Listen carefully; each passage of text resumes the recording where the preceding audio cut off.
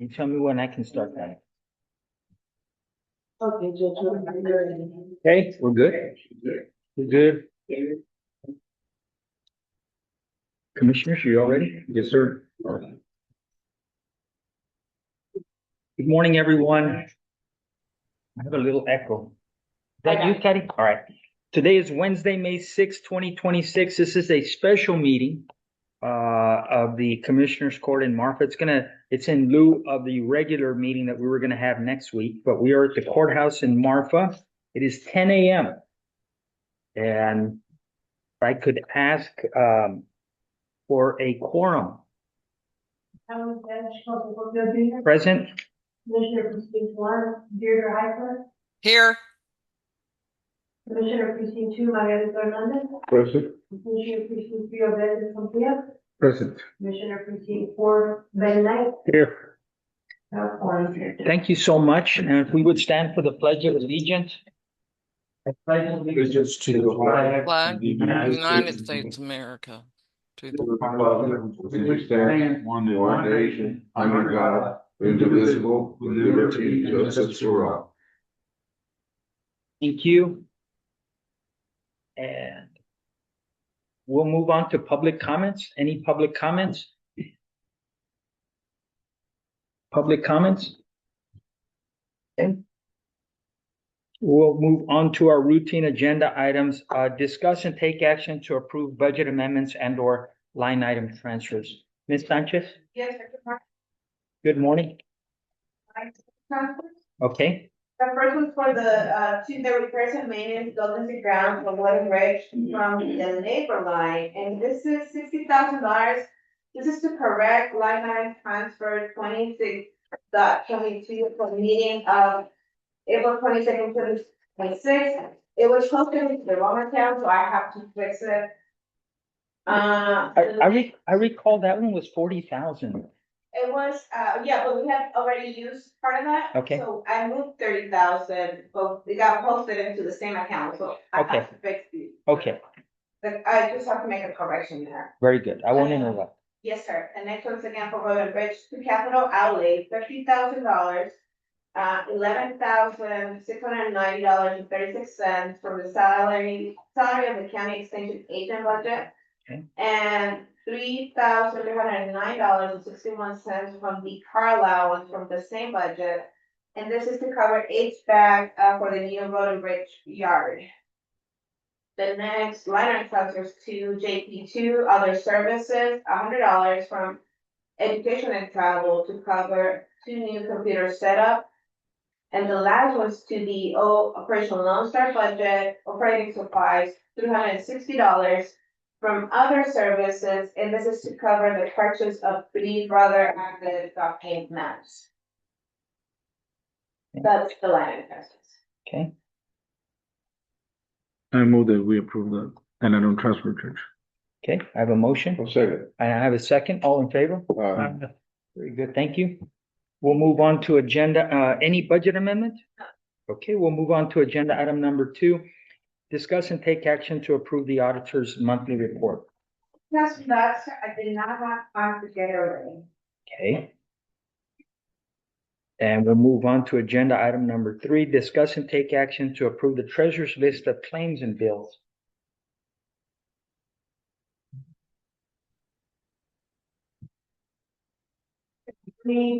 Morning.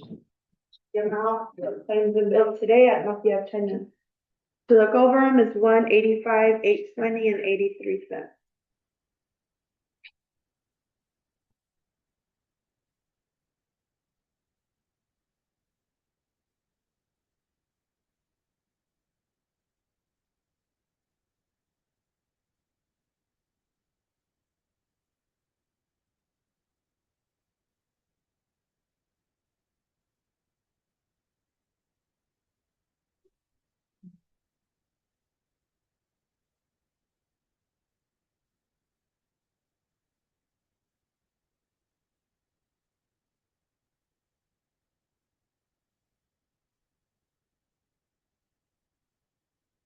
Is that records management fund 7,500? Is that for the installation? No, they're yearly maintenance. Okay, Yes. okay. Did you guys ever get that ironed out? The installation of the software for, Oh, for. No, yeah, that is for the, this is for that's, Cardenas. yeah, that's for the Okay. clerk's office. That Okay. is their, court management system that Yeah, you use, the yeah. iDocket. Mhm. Mhm. And that is the yearly fee. okay.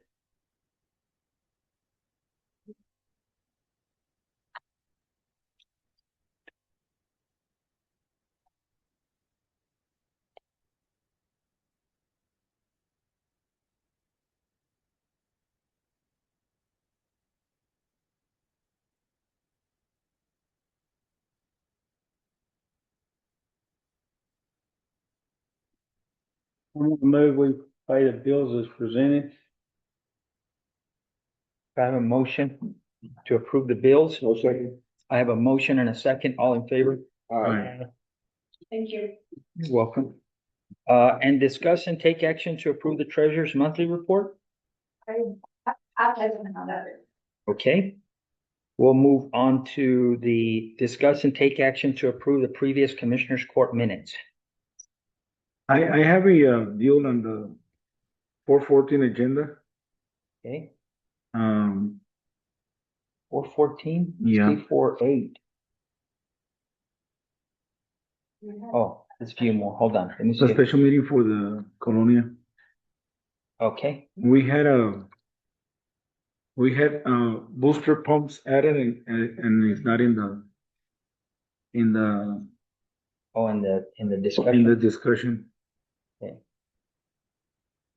The rehabilitation of water well, the purchase of caliche, the electronic meters, and we said about the booster pumps there in Redford and probably one in Wheels, Okay, and that was not added, Judge. okay. So do you want to just add, Yeah, just added in. Proof. are you good with that, Ms. Catania? Yeah. Just adding something, just some, I guess, general language about, General. electronic water meters, new valves, fire hydrants, and booster pumps in Redford, Candelaria, and Ruidosa. Would that suffice? Yes. Okay. All right. So do you guys want to approve it and just have Ms. Catania, add that one language? Yes. Okay, More that we approve this, pending the change on that booster pump. okay, so I have a motion to approve with slight modifications to add booster pumps. Do I have a second? Second. I have a motion and second. All in favor? Very good. And we have now updates from and reports from Lone Star Strategy. Good morning, Commissioners. Good morning, Judge. Good morning. So in the report, you'll find a table that has HB 500 Water Infrastructure Project Funds. That is currently in progress, and the RFQ has been published. So I do want to thank Ms. Alicia Sanchez and her team, assistant auditors in her office. That is out. So that continues in progress. And that's to get, engineers to help us understand what we're looking at and what we're going to try and achieve with this grant opportunity. So other than that, some additional reports I'd like to give you is that I attended a meeting with Department of Transportation, in this case with TxDOT. And we had a wonderful conversation about different opportunities that are coming up.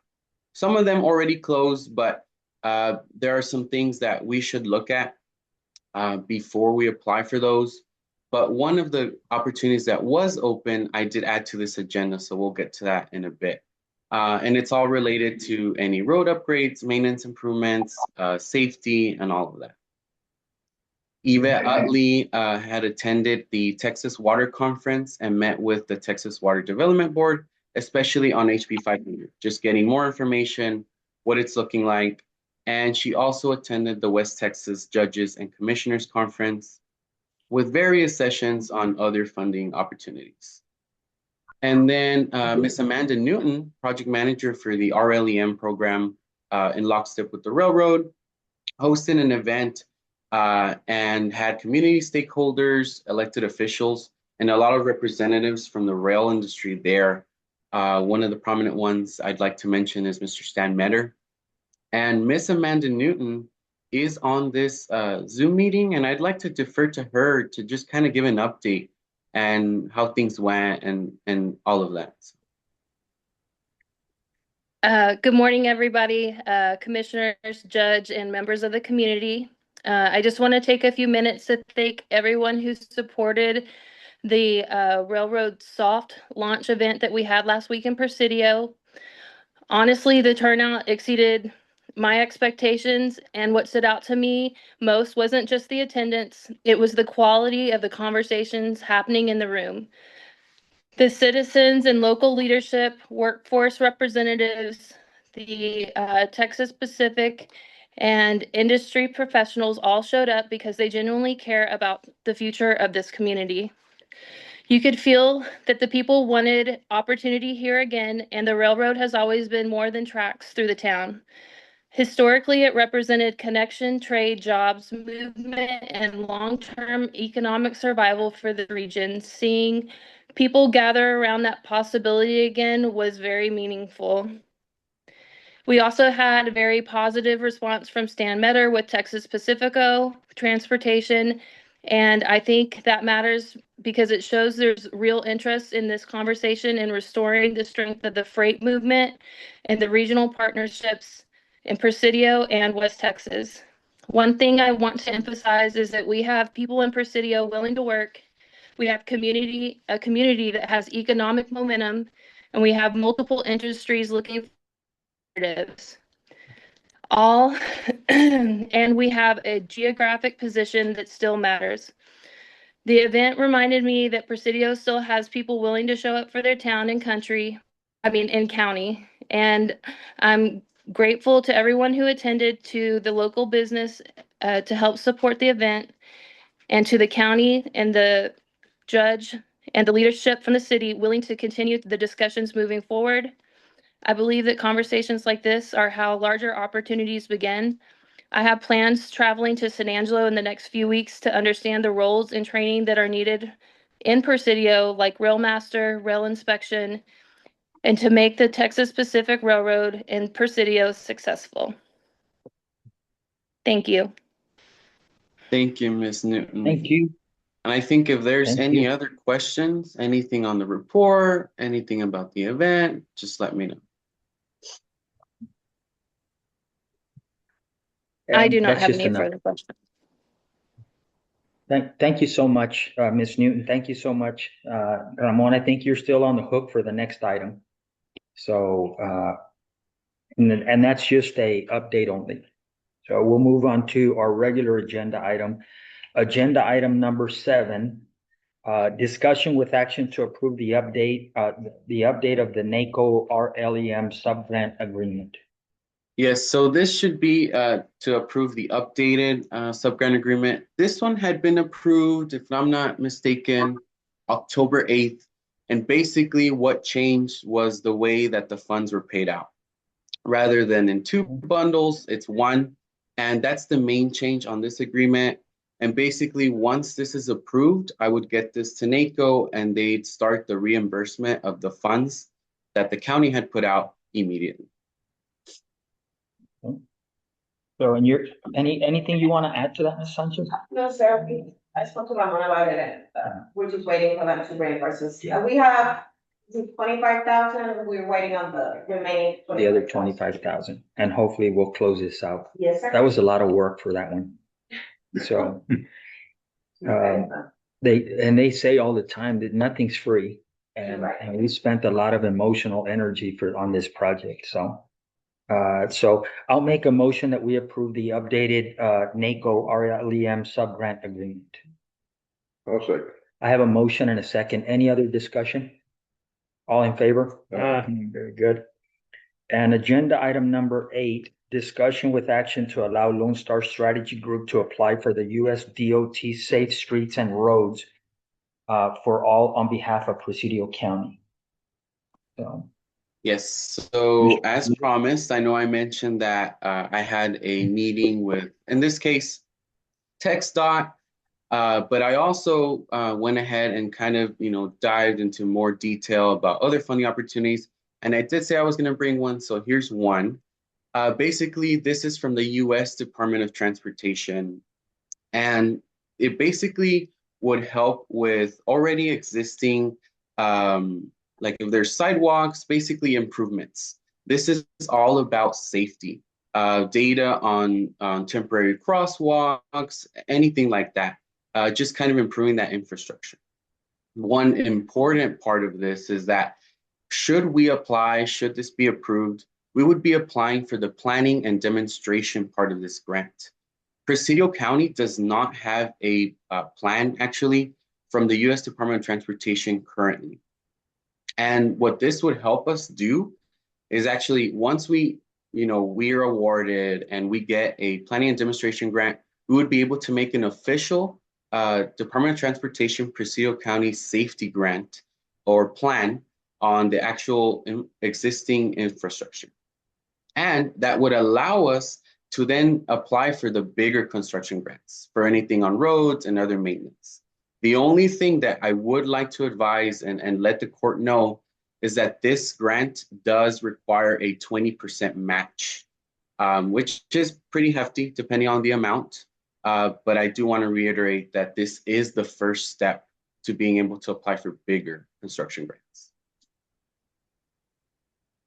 Do you, thank you for that, Ramon. Do you want to discuss what you guys uncovered as far as our designation? Yes, The county's designation. Of course, Judge. Yeah. So one important thing is that we noticed and actually figured out is that Presidio County under TxDOT, Texas Department of Transportation, is not economically disadvantaged. We are not designated as economically disadvantaged to TxDOT for whatever reason. Enough to say that El Paso County is designated as economically disadvantaged. Whatever the reason, I think that is something that the county should totally look at.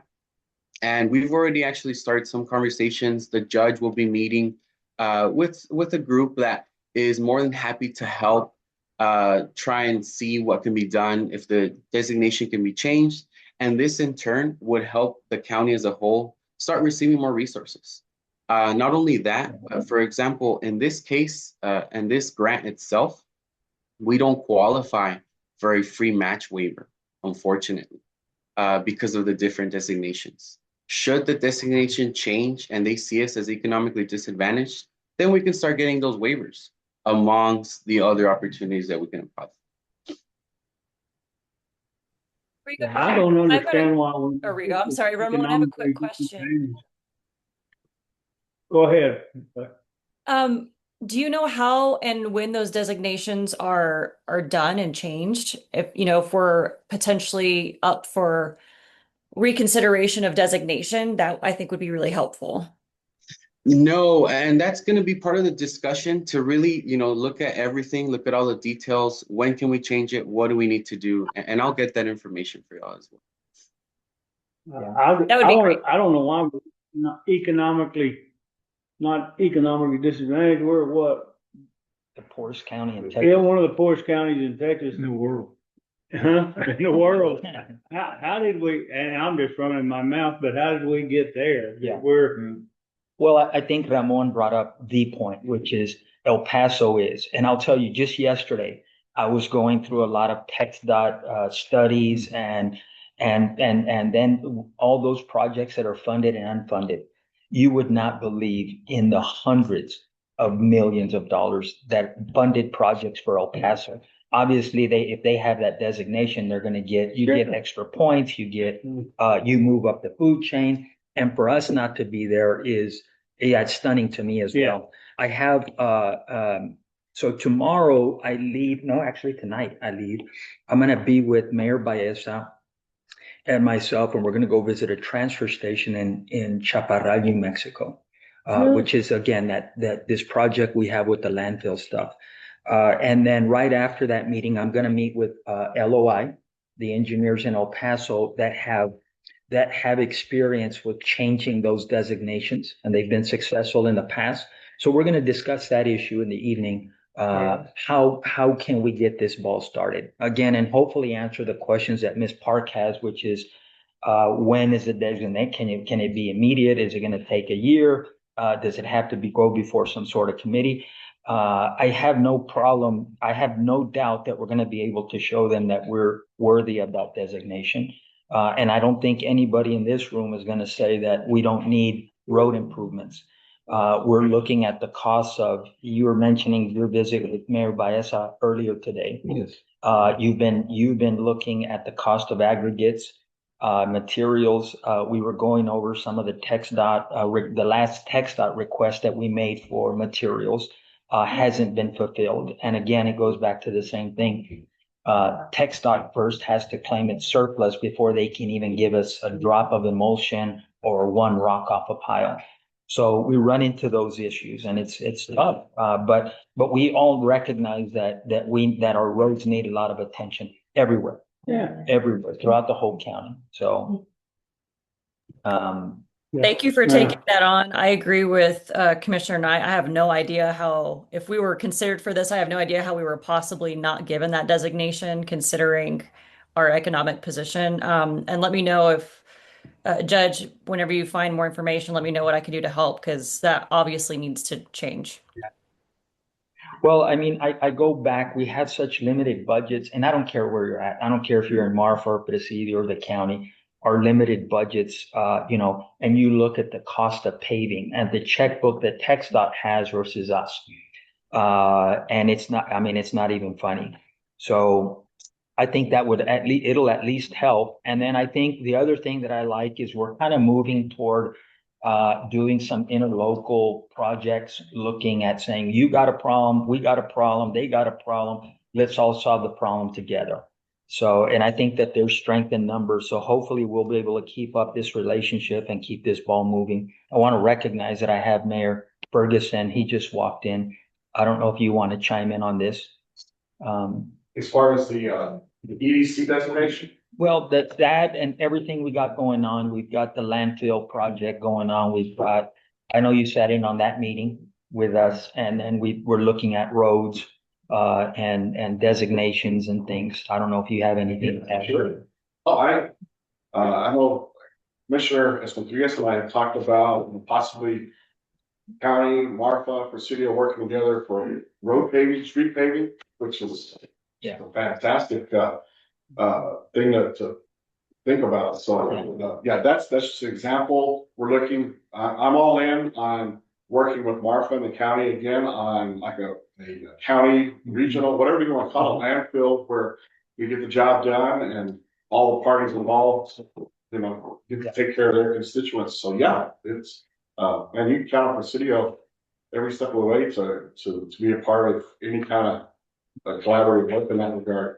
And I do know that go back to the EDC when TxDOT was in Presidio, a couple of months ago, they did mention, they said, hey, this the sidewalk grant can be completely the match can be completely I guess waived or if the county has that EDC. So I got them to say, hey, so we don't have that, and so yeah, I mean I know that when we did our sidewalk project in Presidio, that cost us a pretty penny to match that. So it'd be nice to not have to do it moving forward. So I can't imagine how. Go ahead, Commissioner. Hey, Ramon, I do have, oh, I'm sorry, buddy.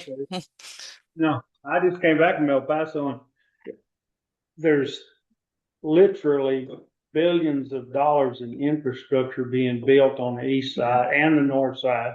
Right. I mean, I don't know how they're economically disadvantaged. There's at least, I went up there to see the doctor and they told me there's at least 3 data centers being built in El Paso right now. Just not counting all those logistics sites and all the trucking and all that there. Anyway, I'm just venting now. The fat tip.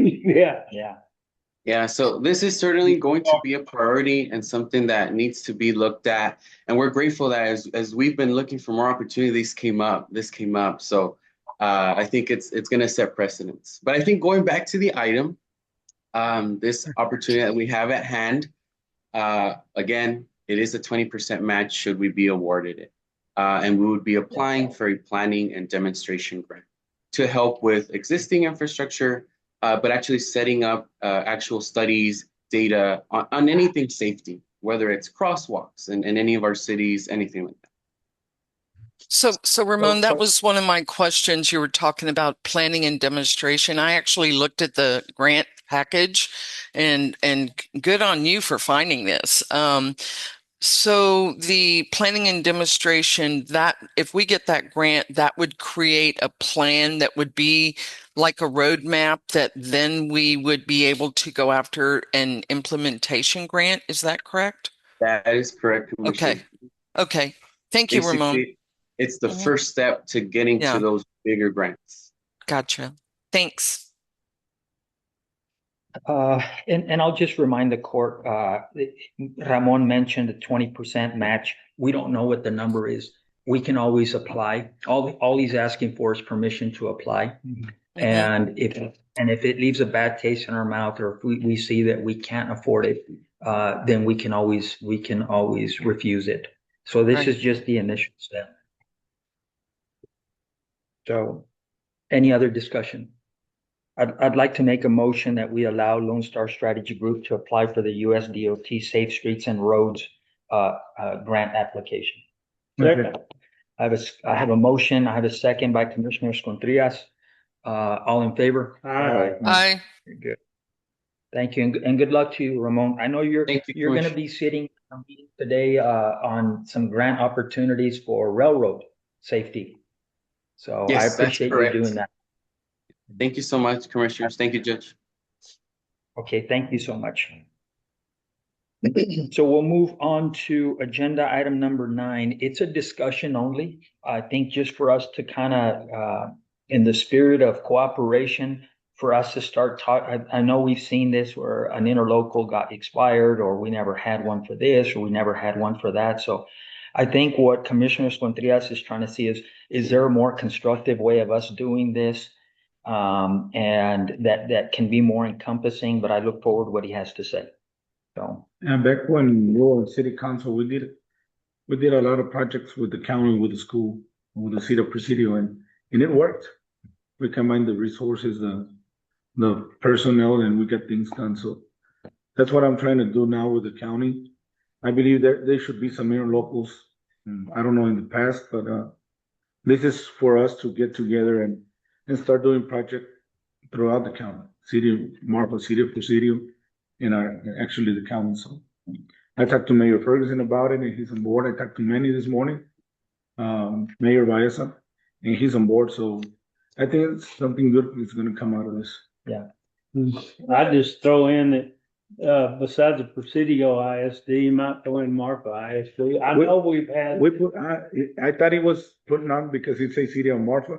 Right. I told him, no, it's got Marfa too, but no, we have to put Marfa ISD also. Yeah, anyway, I know that the county's had agreements with the school district before, so, yeah, you're right. The more we can get together, we can hang separately and we can hang together. Yeah.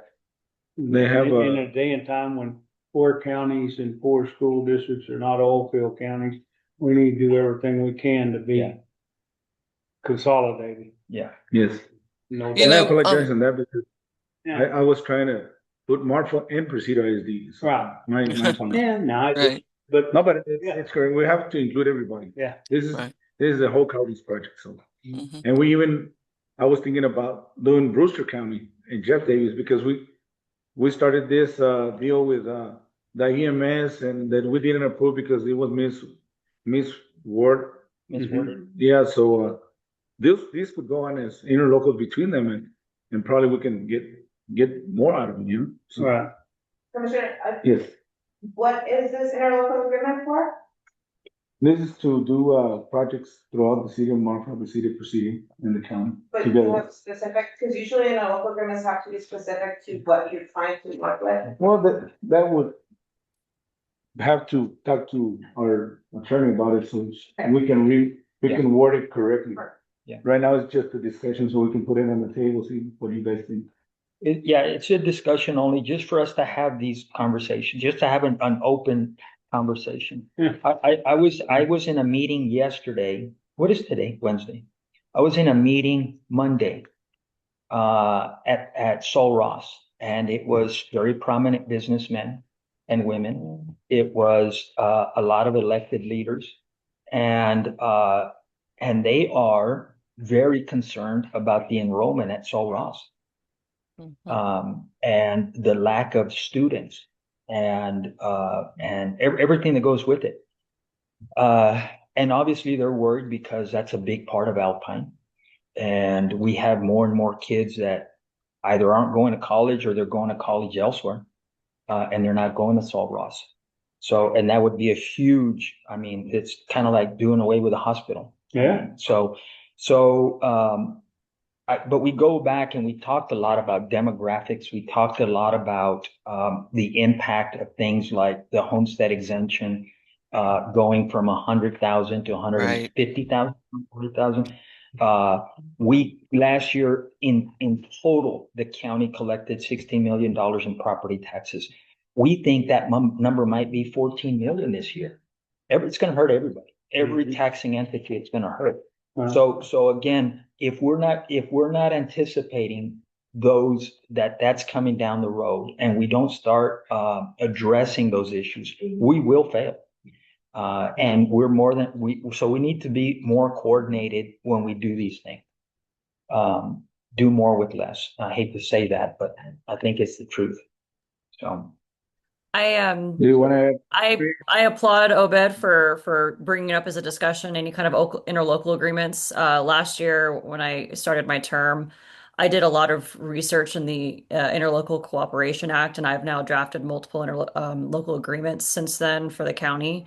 I'm a huge fan of interlocal agreements. I mean, especially for rural areas like us, we all have to work together and pull our resources together to become efficient and do better. So Obed, let me know anytime you want to discuss drafting up an interlocal agreement. I've got a lot kind of sitting on my computer that are, that I can work off of and ready to work on new ones. So always happy to have that discussion.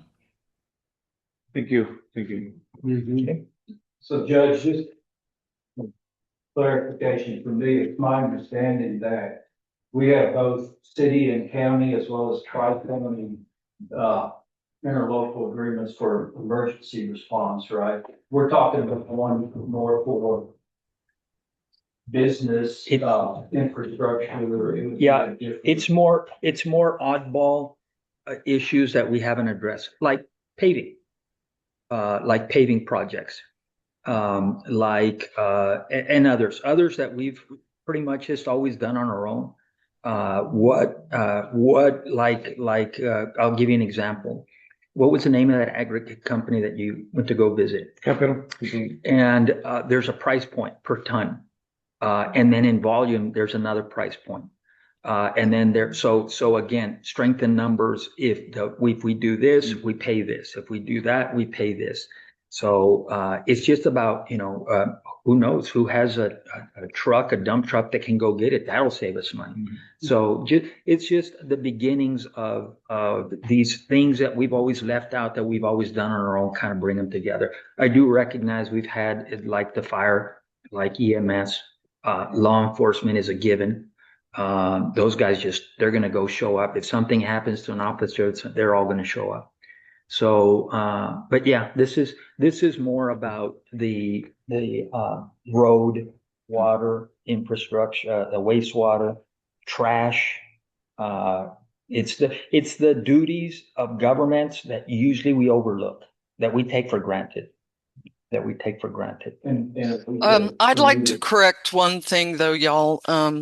If you look at the minutes from March 11th, 2026, we did table that Tri-County EMS. Correct me if I'm wrong, Alicia, but we needed to correct some language in that because it did not call out who would be responsible for any damage to equipment that we loaned out. Am I correct on that we still need to bring that to closure? Yes, ma'am. Okay. side. Okay, And I think we found, it was already in there. It was there was a subsection in there that said, no one will be held accountable if this breaks it. There was a section. They just need to bring it back. I think it was written in there. You're drunk. should we then, I can't, yeah. Should we then bring that back to court and make sure that we do go ahead and approve that and formalize it if it's in the document already? Peter, were you working on that agreement? Say that again. Were you the one that brought that agreement? I was the one that brought it forward, so I need to make sure that we bring it. I will review that, and if there is already language in there, as Joe is alluding to, then we should bring it before the court and go ahead and approve it so that it's formalized. I have this one on my list. It was something that was caught up during, that was during my maternity leave. Right. To review it. It was a mutual aid agreement, which is right. Slightly different than our interlocal agreements, but it's very similar. So that is one that we need to bring back up. But just need to steer this discussion back over to Obed's item. And to answer Gary's question, we have interlocal agreements for all sorts of things.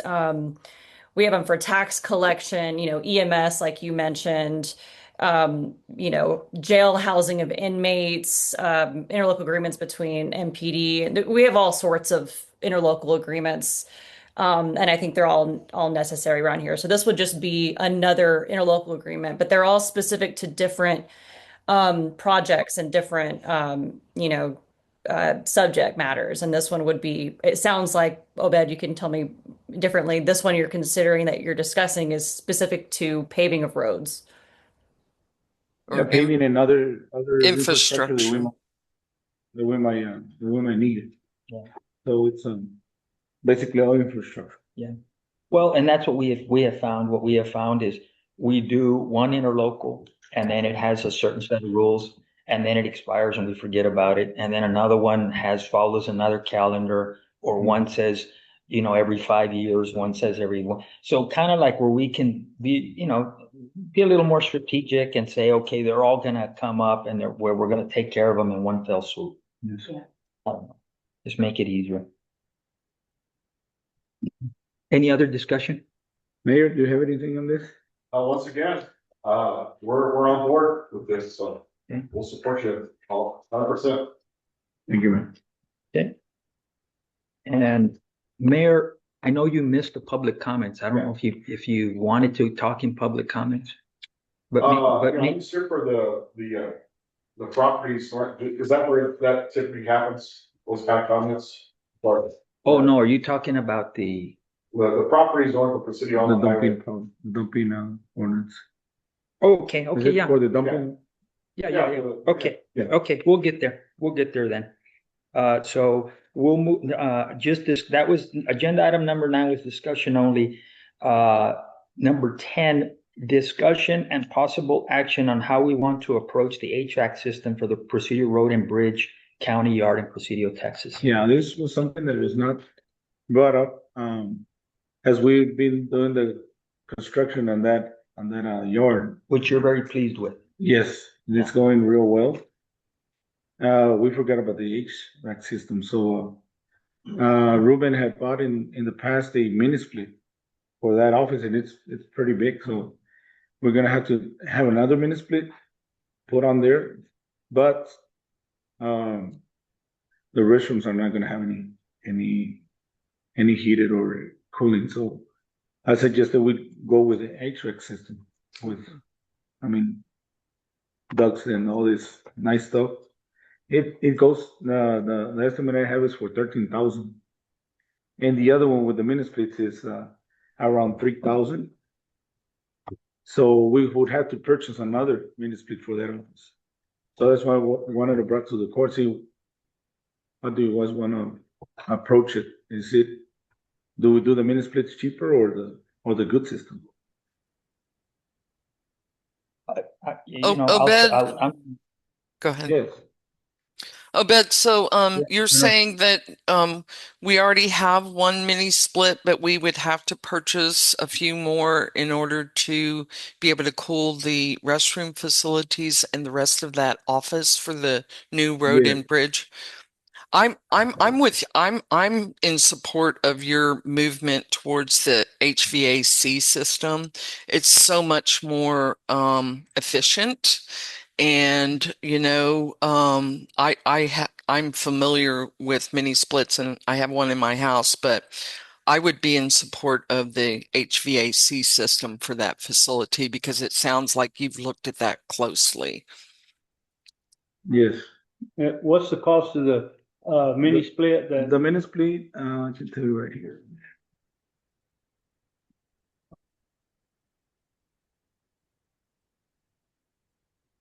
Okay, for the mini split system, we will have to purchase another one. Mhm. Installation and everything would be $2,000 more? installed. No, just the purchasing another mini split, installing the two mini splits, and the brackets. It says $2,000. Okay. In the HVAC system, it's the ducts, the system, everything would cost us 11,500. I was wrong. Okay. And I have the itemized still on that invoice.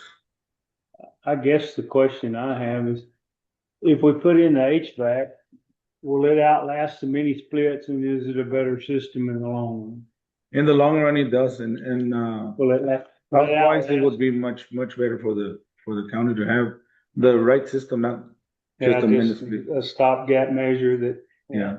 I understand. I think you save more electricity with an HVAC than with a mini splits. Yeah, in the long run, yeah. The coolers, Yeah. the fresh air is gonna be better with an HVAC than with a. Miss Bishop has had problems with her mini split. She leaves them overnight, and in the morning, it's all humid in there because the Right. breaker popped on because it was Right. too much And you know, electricity at night. So the heat is good in Presidio. so yeah, You So know, it's gonna be hard, it's gonna be hard with the mini split. Obed, does that HVAC system, will that also be vented into the actual shop that's in existence, or is this just for the offices? it's just for the offices, Commissioner. Okay, It's for the okay. top and the bottom office. Because we're Gotcha. gonna have a storage area on top. Yeah, Probably they could showcase some other offices in the future because it's You pretty bet. big. So yeah, yeah. it will help on both floors And the bathrooms. and the bathroom. They And- can and- have a restroom. And I believe that you and the auditor have already identified that we do possibly have funding that's available that could cover the HVAC system, correct? Correct. Yeah, we talked about it. Okay. That was, a line item transfer. That's Yeah. what I'm referring to. So we've already approved this. I think this is a kind of a no-brainer. I think that if Commissioner Escontreras feels strongly about the HVAC system and that's a better way to go, I certainly want to support him on that. Thank you, Commissioner. Yeah, I think, 2 or 3 years down the road, the mini splits have to be replaced because they're wore out and, Yeah. yeah, cheaper's not always better. And then the I'm cleaning, believe- you gotta clean the filters very often with all that dirt around that area. So. And like you say, cost-wise, Yeah. you have to turn them off at the evening and Yeah, turn them on in the and morning. the HVAC turns off by itself. It's always on the same temperature. Yeah. Well, electricity. I know we didn't have a firm completion date on that, but it seems to be moving pretty quickly. Yeah, real quick. So, and I did notice, when I was leaving the house, that the other yard is almost empty. Yeah. Other than just a couple of tanks, there's not much Right. left in the yard that's gonna go over to the police, to the sheriff's office. Yes. Correct. So, We're moving forward real quickly. Yeah. And I'm excited because we see things done Yeah. And Right. Yeah. 6 years. 6 years. I'd like to make a motion that we approve an HVAC system for the Presidio Road and Bridge County Yard in Presidio, Texas, as discussed. Okay. Do I have a motion? Second. And I have a second. All in favor? Aye. All right. Agenda item, let me, and just for the sake of, God bless you. Just for the sake of, getting everybody up to speed.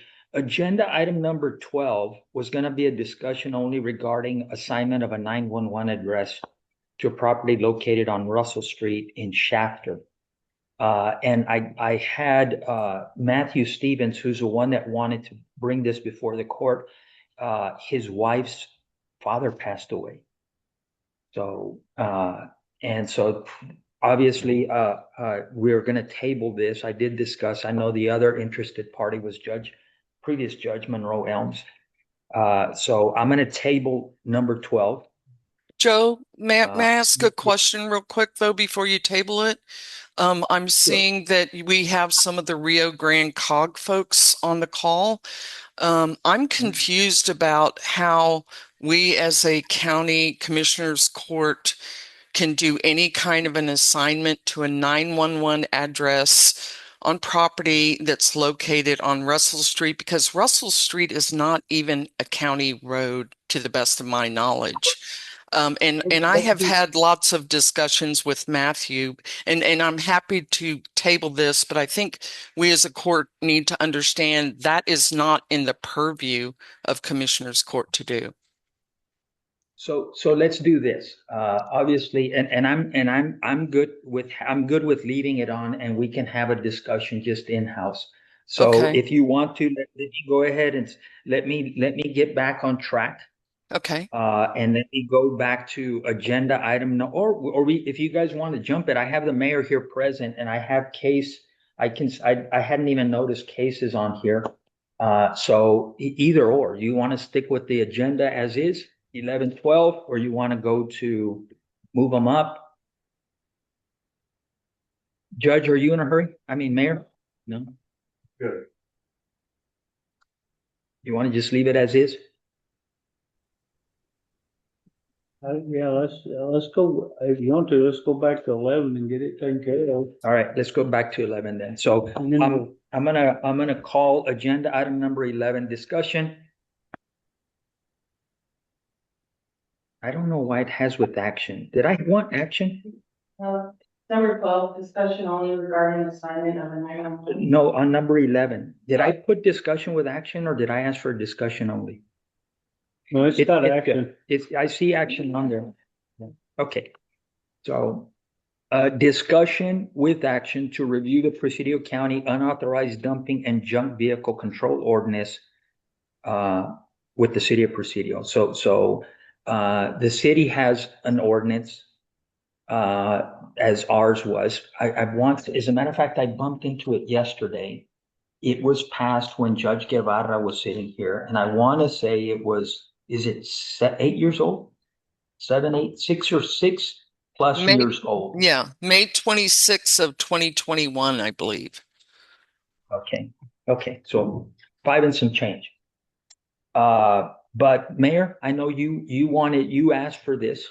What would you like to begin this? Well, no, I think almost everybody in this community knows that we've got some issues with some properties located along US 57 on the north side of the city.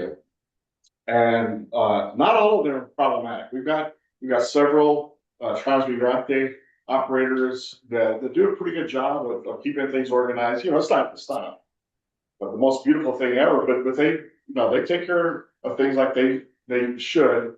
But then there's some other properties that I don't know are abandoned. But I know one for sure seems to be kind of turning into somewhat of a parts junkyard where cars are being brought in and they're being dismantled to varying degrees. And so, and the Presidio City Council is not happy about it. A comment that I thought was very, very appropriate. They said, when people are coming into Presidio on US 67 and they see these things, probably they're thinking, oh, what a dump Presidio is. But really, it's not even inside the city limits. And so that's where we really want to ask for the county's help. And if we need to work with you, whatever it may be, but we want to this has been kicked around for a long, long time. And I think we're ready to try to do something about it. And like I said, you can count on us to be a part of the solution as well. So. Thank you. Does anybody have anything to add to that? Yeah, I can give you a brush over of how the current ordinance works and how it would need to be fixed. That's up to y'all if y'all want me to dive into that. I'll tell you what, and I do want your opinion, Ms. Park. But I'm gonna go back to Commissioner Knight just to get his take on what he has to say, and then we'll open it up. Yeah. Sure, this has been going on for a long, long time, and just like with Judge Guevara, we passed the ordinance that until we hold somebody's feet to the fire, it'll never get any better there. Yeah. I don't know. And my thought is, the sheriff won't issue tickets, sir. He said he won't do it. I think the county, and I think we need to hire a code officer that will issue tickets and go from there. Even most places where there's, and I think a Presidio down on Alameda Street, all the the junkyards, they all are behind a fence at least. Something. I don't know exactly what you can do. Can you fine them? Can you force them to build a fence? But, and that would be, I'm sure up to our county attorney could tell us what we could do, but we can talk about this forever, but until we get a code enforcement officer, it's not gonna work. It's gonna stay exactly what it is, only worse. I agree. We used to have a budget for a code enforcer. Mhm. The court got rid of that about 2-3 years ago. So there's not money currently for that, but you could probably bring it back eventually. Right, and what happened before, the county attorney at the time, I think, if I remember my history correct, the county attorney said he wouldn't spend the time to go to court and charge these people. So, or if they were ticketed, he wouldn't prosecute it. So therefore, the sheriff said, well, I'm not going to waste my time writing tickets and sending an officer down there for something. So again, I think the answer is finding a code enforcement officer and finding somebody that will prosecute if they don't meet the, and I think, what is it? Give somebody a ticket and give them, I'm not saying fine them and throw them in jail the first time. Give them the opportunity to clean up their mess, to build a fence. We can probably do an ordinance and ask them, or give them like 6 months. Yeah. 3 months, whatever. Yeah. And so that they can build their fence or whatever. 90 days. Because right now things It's are bad. real expensive. Yeah, and it's So I don't know, 2-3 months probably. And after the 3 months, we send the code enforcement, then we can start this one. As soon as one of them gets fined, the rest of them gotta get on board. So. Yeah, and then we have the same, I'm gonna say, we have the same issue in South Cipollais out here. There are some places that are really A nice chunky. one. You're just a nice one. Yeah, big time. Yeah. Not like, and agree, not like what's it down 67. That's horrible. Yeah. But anyway, Not my 2 cents on it. For what it's worth. So yeah, you brushed on one issue, right? Is having a code enforcer, and those generally have to be have to have a specific license in order to go around and issue these tickets. So the current ordinance that was passed, it sounds like it was passed whenever you were originally on Commissioner's Court. What it does is it creates a Class C misdemeanor for this issue with potential upgrades. but generally speaking, it makes it a criminal act. And so the issue we have on how this would work in this case, and Mayor Ferguson kind of brushed up on it, is a lot of these are abandoned properties. So if it's an abandoned property, and you can't, under the Constitution, by due process, you have to be able to prove that a specific person created, the issue, right? That actually put the stuff on the property and refused to remove it. In abandoned property situations, there's no one to issue the ticket to. You can't just issue a ticket to an owner for something that exists on the property, like say they inherited the property, because in criminal law, there has to be an intent to do something. And just because you inherit property that has, these kind of issues on it, you can't be held criminally liable for that kind of situation. So there's two issues here. Is one is the code enforcer, but two, even if we have a code enforcer, there's going to be a lot of these properties that the code won't help that situation because they're abandoned properties and we don't know who created the situation. We can't prove through due process that a person created the issue. So that would require a complete overhaul of the ordinance. And this is usually done in municipals, but I think it has been done by counties as well, where you can instill a civil liability rather than a criminal liability. I will say in cities, what they do, they call them mowing liens, where if say your grass goes over a foot tall, the city of San Angelo does this a lot. I know this. I dealt with a lot of mowing liens there. They will hire a landscaping company to go to these abandoned properties around the city, mow them, and then issue a mowing lien against the property. It's a lien against the property, not a person. And so in the future, if and when somebody tries to sell the property, the lien to the city has to be paid off. So that's great in a city like San Angelo, because San Angelo has built into their budget a budget for paying landscaping services, one, to go do this. But also because their budget is larger than ours, they don't mind waiting 10, 20 years before being paid on these liens when someone finally wants to sell the property. We would have to really build in a pretty substantial budget to be able to handle this, and also understand that we may not get paid back on it, or if we did get paid back on those liens, it might take years. We would have to hire, in order to issue the lien for a specific amount, we would have to hire, a junk removal company, for example. And then the junk removal company, goes and removes the junk, issues an invoice to the county, and then the county places a lien on the property, and then hopes that in the next 10, 20, 30 years, someone tries to sell the property, and then the county can get paid back on that. There's an issue. We can't really do it with county resources, or we could remove the junk with county resources, but then we wouldn't have an invoice to point to in order to place a lien on the property for a certain amount of money.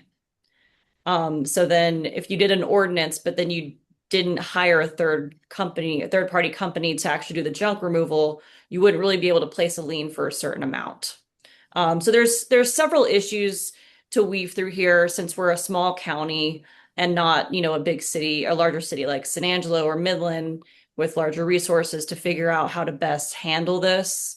But those are the issues that I see, as the attorney who would be dealing with this, and that I wanted to put out there for y'all to discuss and maybe see how you might want to work with this in the future.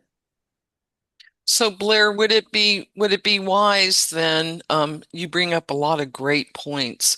Would it be wise to create some kind of a committee or coalition, whatever, a representative from the city of Presidio, a representative from the city of Marfa, and you, of course, and whoever else might want to sit in on this that has interest in order to keep moving this forward, because I believe this is the second time that Mayor Ferguson has come to Commissioners Court while I've been on it, asking for this. And I think that you were included, Blair, and I believe Joe was, an email from Sam Legate of the Agave that's asking for the same thing. So we all know that it needs to happen, but until we really have someone that focuses on it in order to do the work and bring it back to Commissioner's Court, I think it'll be one of those things that just keeps getting kicked down the road. Yeah, I mean, it's totally up to Yeah, there- Commissioners Court if y'all want to assemble, some kind of committee to oversee the project. And I think it would be, like I said, because depending on how you implement the system, it could be a large budget constraint to implement it. So it might be, again, we were talking about interlocal agreements not long ago. This might be one of those situations where it makes sense for the county and the cities to pull together. Maybe the city also passes their own ordinance that matches the county's ordinance, and then we can share a code enforcer and we can share pool resources to pay for a junk removal company in order to put these liens on, or something to that effect. So, it's one of those things that would take multiple conversations to figure out how to better and more appropriately put together this kind of ordinance in a way that would actually work. Because otherwise, I could draft an ordinance, in the next month that that allows the county to put liens on it, but it wouldn't mean it would be like this. Yeah, it would be like this last ordinance where just putting it in place without actually having a whole plan behind it and how to enforce it, it wouldn't make any difference. And then we would be back to square one here, where we're like, okay, now we have an ordinance, but we can't utilize it because we didn't plan on how to utilize it and how to enforce it. So now we have to go back to square one to rework it in a way that works. So yeah, this is one of those situations, I think, that does require more than just a lawyer putting stuff on paper and y'all saying, yes, let's do this ordinance, because it won't mean anything if it's not enforced. So getting a group together to figure out how enforcement will work would be smart. Would definitely be smarter than me just throwing stuff on paper and y'all adopting it. We've already been there. That's why we're here now, right? Yeah. How about starting with the people that are there, that own property and are operating there? At least start with them. We have to start somewhere. Yeah, start somewhere. Because if this continues, then we're not gonna make anything happen. And move forward there. And then if it's abandoned, there's gotta be a recourse that the county could, and the city maybe in conjunction could do something.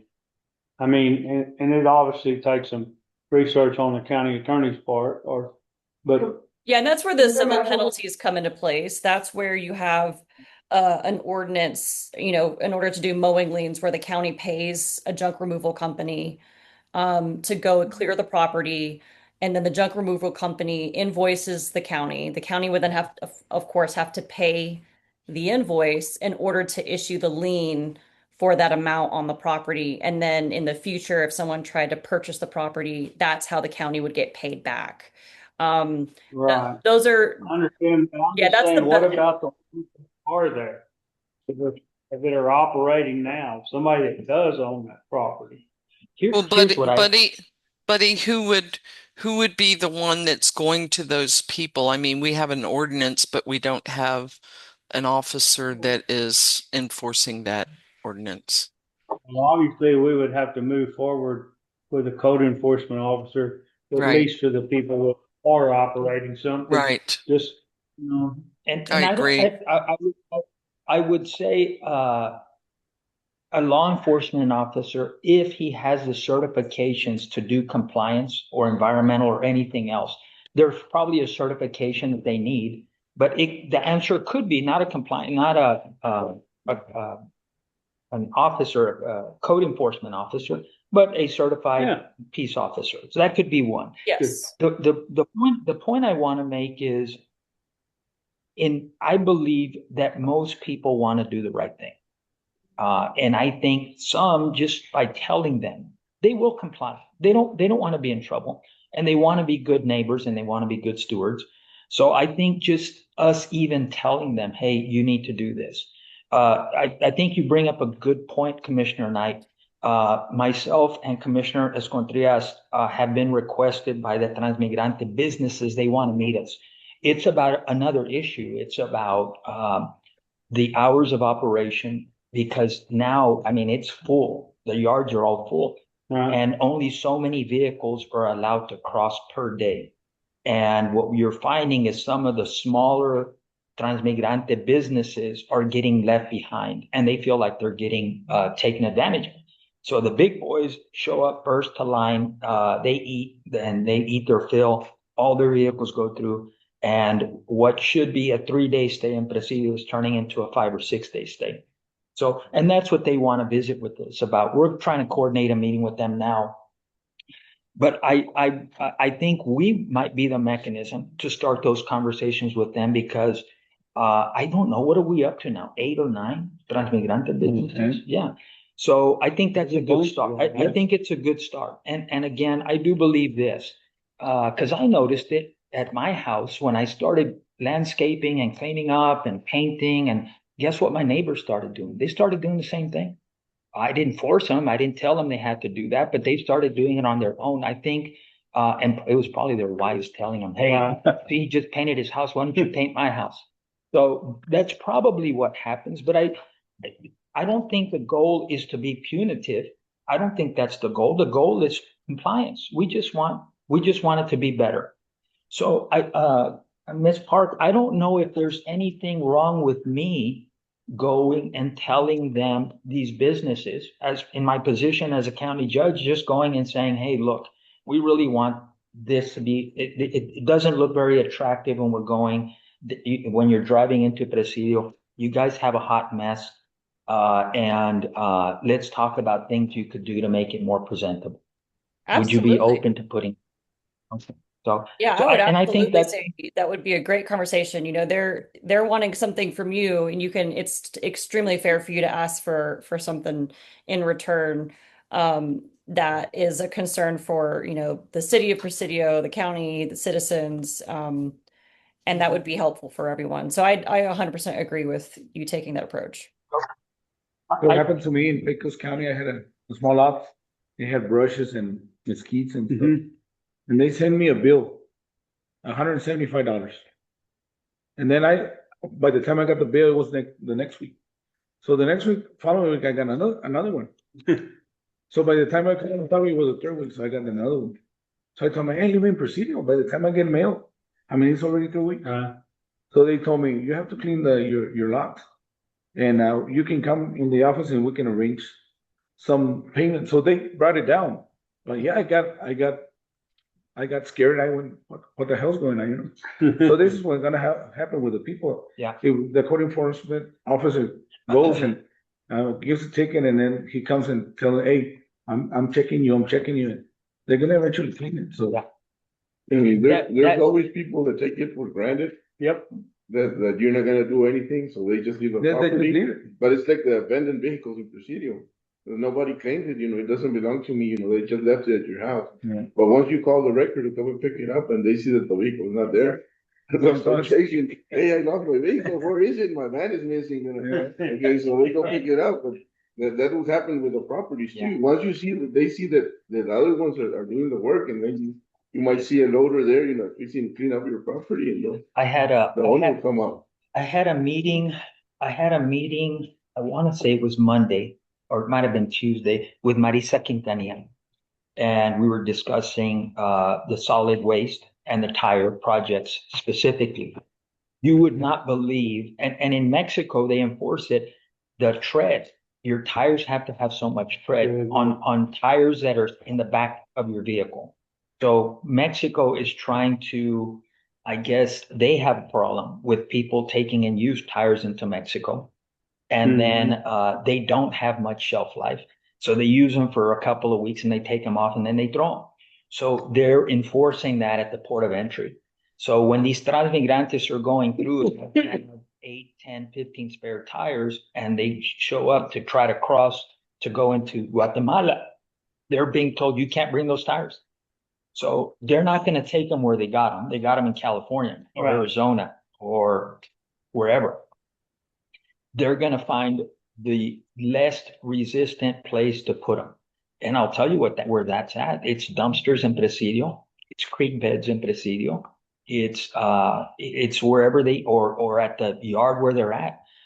There's vehicles, I've been noticing more and more, vehicles that caught on fire. And they're just skeletons and they're parked at the Transmigrante. How long will they stay there? They'll stay there as long as we let them. That's what's going to happen. I do think it is a big hill to climb. All the things that Ms. Park said. Where does it go? What are you going to do with it? I mean, I can look at one. There's one. It's probably about 8 to 10 acres. It has to have 100,000 tons of metal. Yep. So where does it go? I mean, you know what it's going to cost to load that on a truck, even a metal recycler.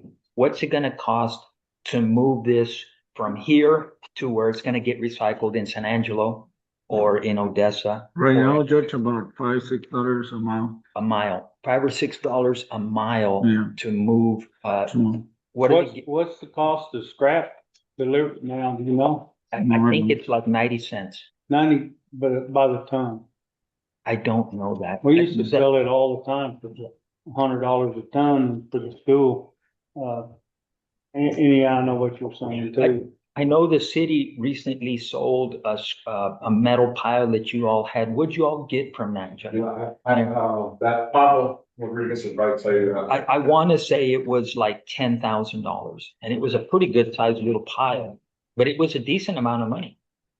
It was a decent amount of money. Mhm. So, but again, even if we enforce it and we do find somebody, are they just going to move this stuff from one place to another? So we have to have a designated area. We have to reach out, make sure that we have people that are willing that see it as a value. Metal scrap does have a value, and they're in that business and they want to buy it, probably for pennies on the dollar. But there's just a lot of things that we have to do before we can get there. I think what I can share with you, Mayor, is I will make the effort to go and start visiting with these people personally. I'll go with you. Excellent. I'm not Yeah, a, we're- and I'll just throw this in just because I'm surprised it hasn't happened before. And I'm not a big fan of Big Brother, the federal government, but there's some, and I know because some friends of mine got in pretty good trouble about simply, they had a metal yard, they sold metal and they left scrap and stuff on the ground and the EPA fined the hell out of them. Yeah.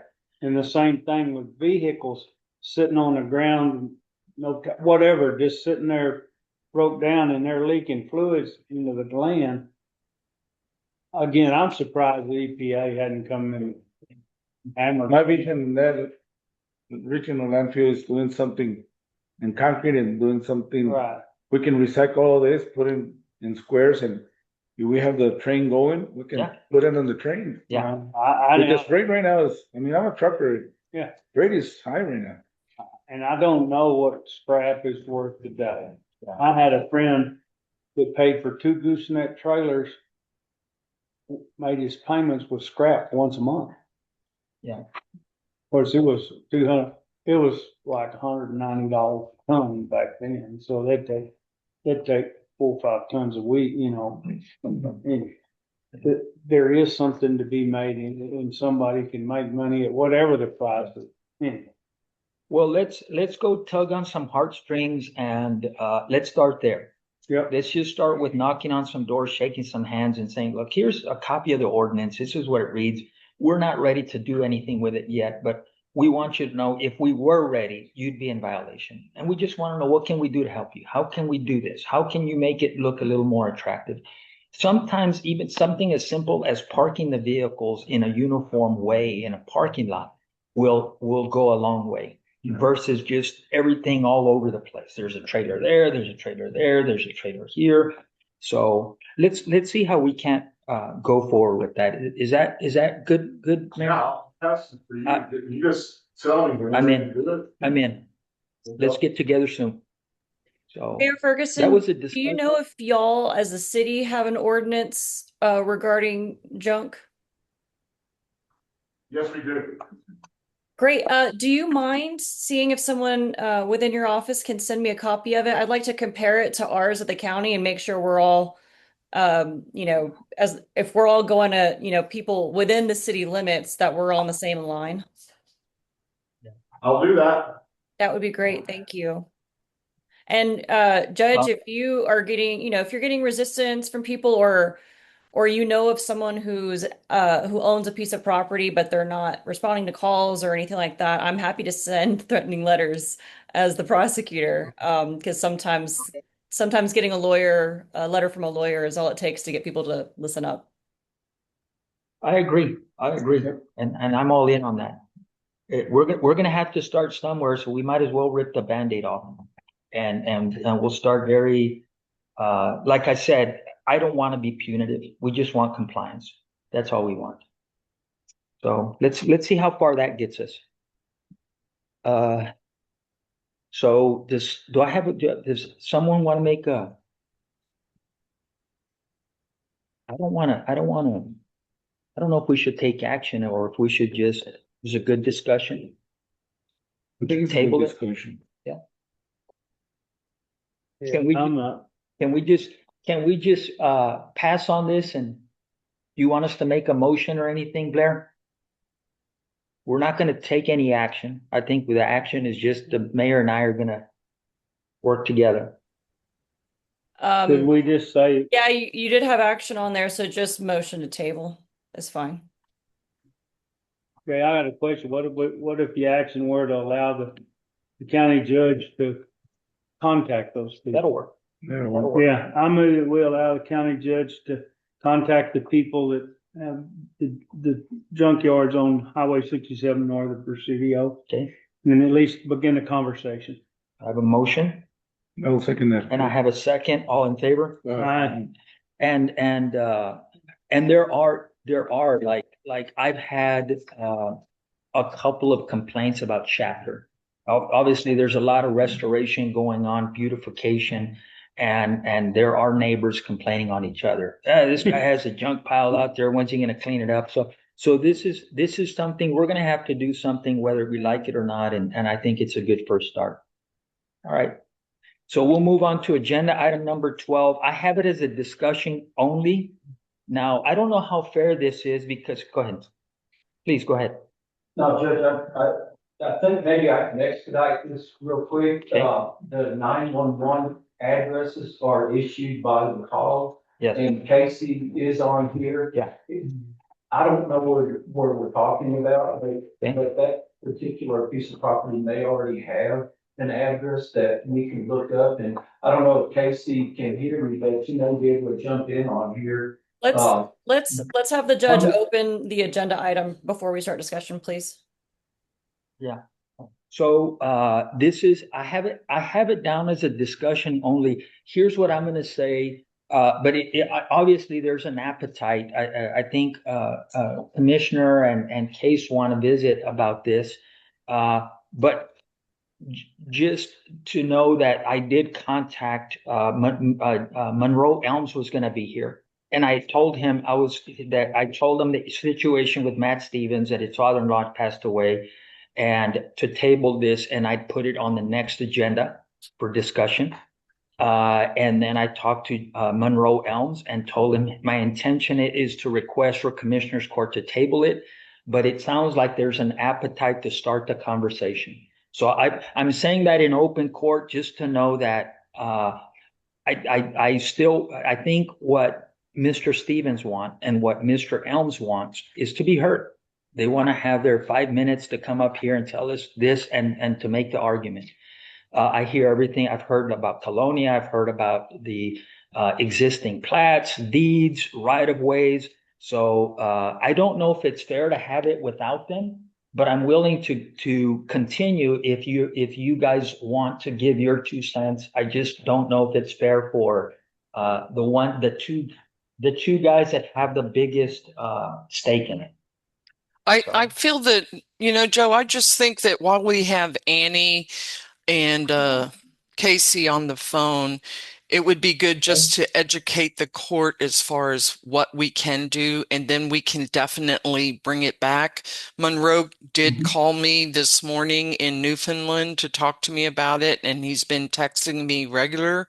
I think the court needs to understand that Matt Stevens has already had a lot of this conversation with the Rio Grande COG, and I'm going to let Annie take it from there. But as a county commissioner's court, we need to understand that which we can do and that which is out of our purview. That's the only reason I want to discuss this, Joe. And I'll say this, the other thing I mentioned the issues we're having on 67 with the Transmigrantes and other abandoned properties, and how Shafter ironically is now saying, hey, and you mentioned Sal Si Puedes. It's the same thing. There's a lot of properties that's changing hands along 67, and there's historical plats, and they have roads in them.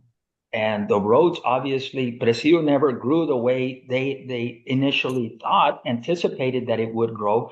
But obviously, when these people go by the deeds, there's right-of-ways in there, there's streets, there's main streets. So I don't know enough about it to know, is it in effect? Is it not in effect? So it's good to have this conversation. And because we're gonna continue as these properties continue to change hands, the issue is going to be brought up, and it may have to be decided in district court, way above our pay grade. You're exactly right, but I do think it's good to have these conversations. And Joe, Do you mind opening the agenda item before we continue discussing it? Well, we already had it open at one point in time, right? That's okay. Let me, and you're right, and thank you for bringing us back on target. Discussion, agenda item number 12, discussion only regarding assignment of a 911 address to a property located on Russell Street with the recorded subdivision plat in Shafter, Presidio County, Texas. And before we get started, again, out of respect to Mr. Elms and to Mr. Stevens, I am going to bring this back next Commissioner's Court so that we can continue this conversation, but let's have a discussion.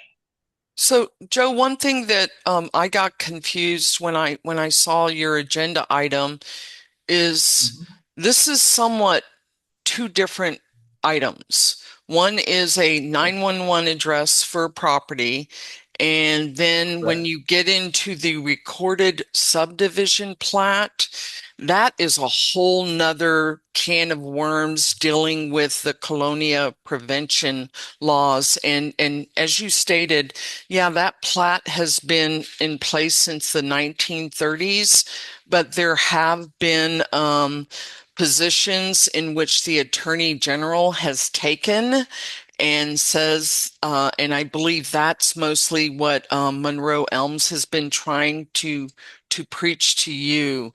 So I would like to first address just 911 addressing. I'm not ready to get into the whole platted subdivision and colonial laws. That could take 2 days of meetings. Yeah, well, and the reason it's an agenda item again is and I'm sure your phone has rang. So and then I'm outside and I'm trimming a tree or something, and somebody pulls up to the house and I want to talk to you about and I mean so really they just want to be heard. I don't know that we'll be able to give them the decision they want, and somebody's not going to be happy. Right. But the thing is, you're right. Monroe is more focused on Colonia. What are you going to do with the property? Are you going to put a 3-story house? Are you going to, are you going to make it? Are you going to open up a restaurant? What are you going to do with it? And under the Colonia laws, would it be allowable? And what Matthew Stevens is saying is he owns some lots in Shafter, and the plats that he currently has that he found that are historical and archived, show that there's a street that goes through there. And he wants to know what the process is to get a 911 address. So And I Joe- guess we'll leave it. yeah. This is where I'd We'll let love them- Ann to jump in because the plat that Matthew is talking about, at one point in time, he's talking about the original plat, but what he's been presenting for the 911 address is a change to that plat, and you cannot change a plat without bringing that forward to Commissioner's Court and getting approval. So Annie, would you share with the court, please? Would love to. So I've got some imagery that I'd love to share with the court in reference to the 1930s plat, the plat he's previously sent me. Again, I'm Annie Breitenstein. I work with the Rio Grande Council of Governments. I'm currently working on this 911 addressing request and trying to gather information from the requester. So I have a ton of it and I'd love to share it with the court. Is there a way I can share my screen? I think, Ms. Nunez? Yes, you can share your screen. Yes, please do. Fantastic. So what you guys are looking at right now is just an overall image so we can kind of see where we're at. So this is Marfa up here, and this is Shafter down here. So it's pretty far away. To my understanding, it's not in city limits. So this is definitely part of the road process, possibly with the county. And then I'm just going to zoom in to Shafter area. So this is the area. This is my current 911 roads out in this area. This blue road is a county road recognized by the county. The area he's requesting is going to be up here, this portion here. And you can kind of see there's some weirdness happening. So there is a wall, so to speak, and then it would have to hook around through these two electric poles is what I believe. Then this road would have to come down here, and you can kind of see there's some stuff in the way, and then it would have to cut through here. So this imagery is from 2024, and it looks like this road is not being maintained. And when I spoke to the county road department, they assured me that no, it is not part of the county road map. I'm going to pull that up right now. So this is the county road map. This is that Jimenez Street. This is the other roads in that area. But you can see that this red area here, this is the Russell Road that he's referencing. Now, when he initially brought it up, you can see here, there is a Russell here, but there isn't a road on this portion. So that connecting piece would have to come from this Aurora Street, which is also not present on the ground, nor the Cibolo Street.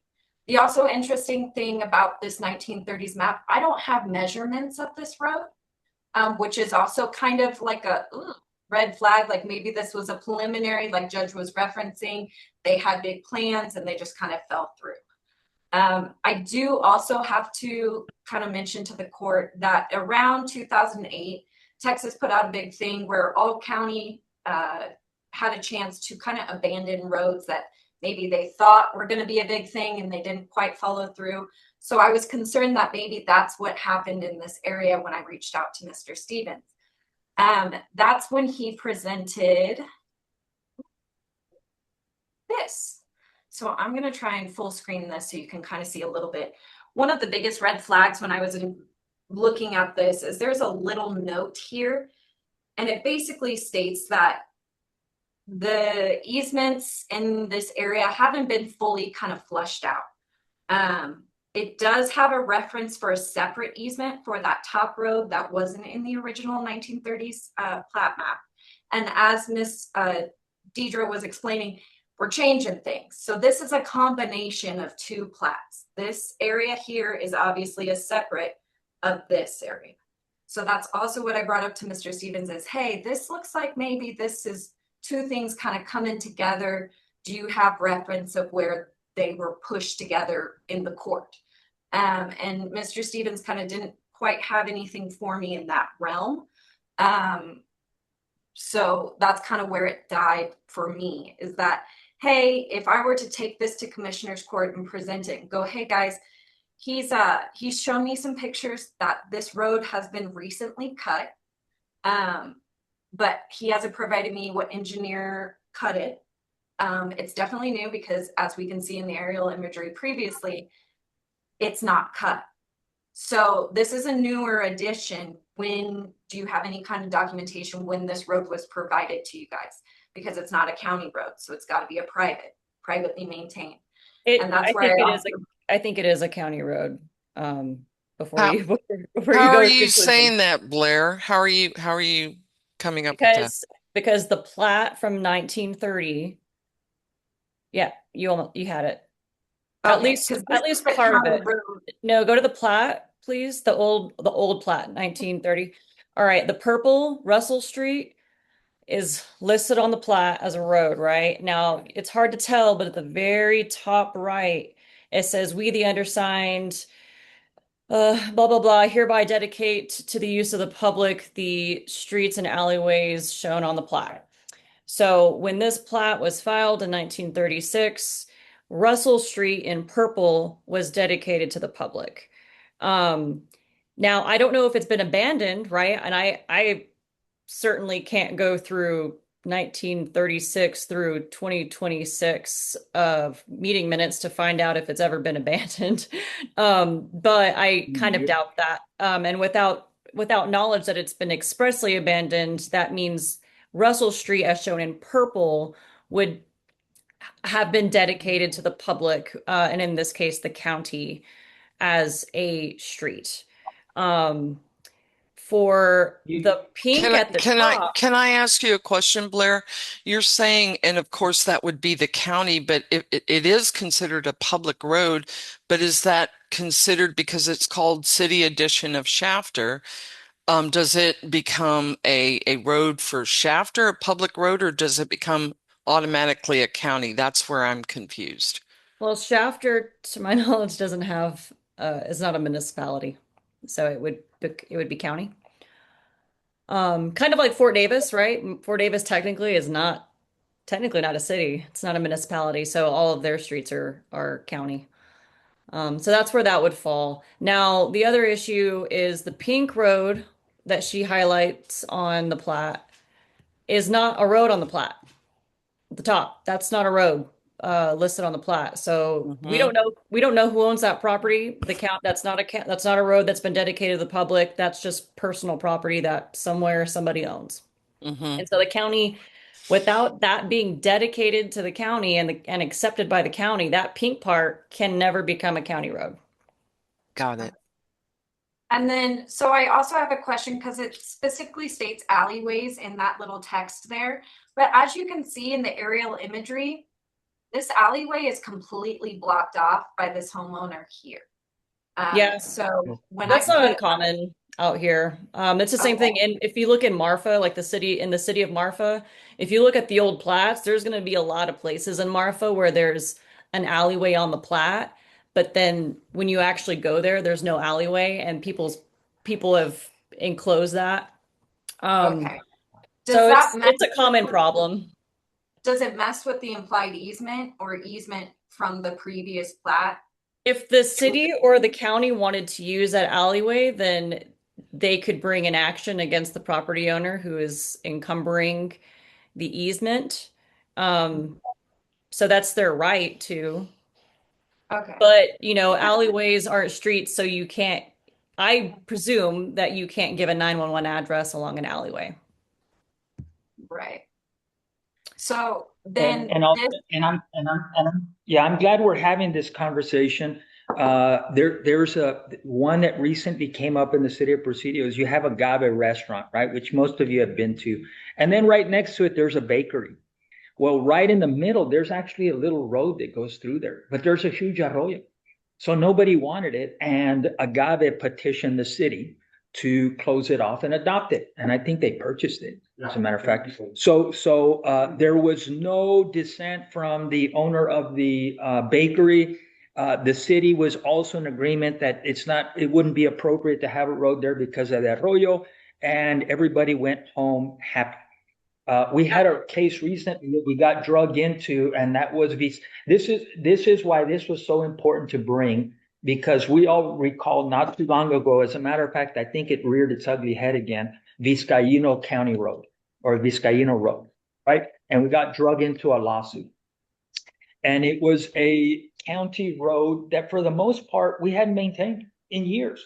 And as a matter of fact, and what the commissioner was alluding to it, I think in 1985 or 1995, something like that, TxDOT had something to come back and say, we want you guys to identify all your roads, and we had this Right, list. right. Well, Vizcaíno wasn't on there. Vizcaíno wasn't on there, but the courts ruled that no, it's still a county road. Just because you're not Jo- maintaining it, and just because you didn't put it on this list, it's still a road because it exists on historically. So that's why we need to have this conversation to say exactly where we're at. I know we're not going to get there today. It's a discussion only. But I like where the conversation is headed. Like I said, this is going to come back again with all these properties along US 67. It's going to come, it's going to continue to come up. So we're going to have to address it at some point. But So- Joe, were you talking about Negley Springs Road? You were saying Vizcaíno. Are you talking it's about the Vizcaíno. lawsuit that we just recently had? Okay, I'm not Yes. familiar with Vizcaíno.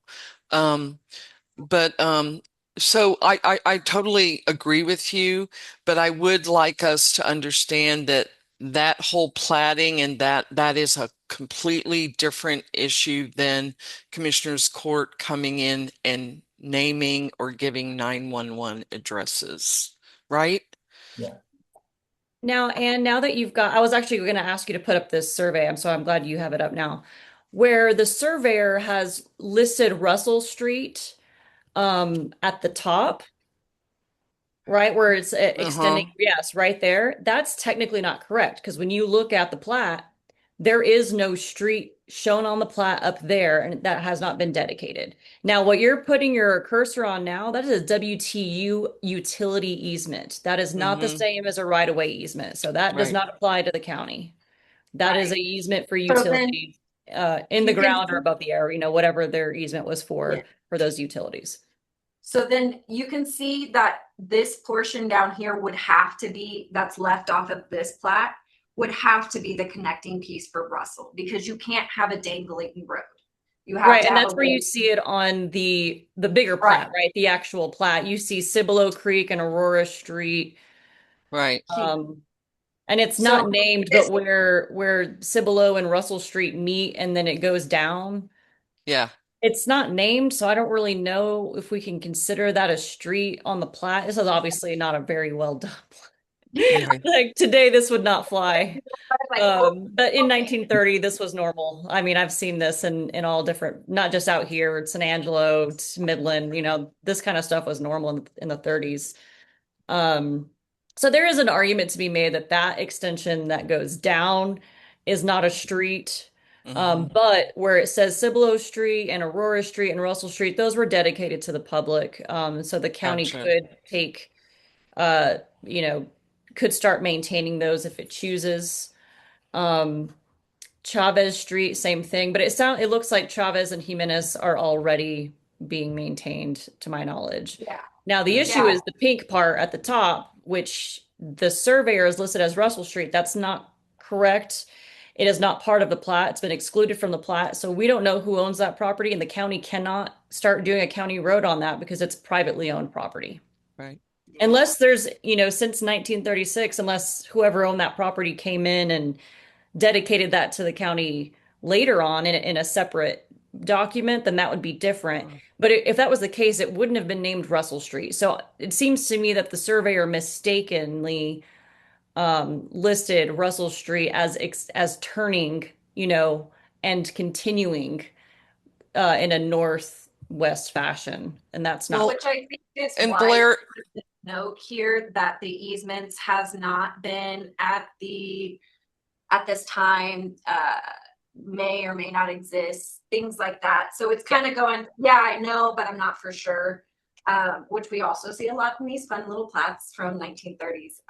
So with that being said, this road down here would also need to be added in order to use this Russell to address Mr. Stevens' properties here. I don't know what you mean by added.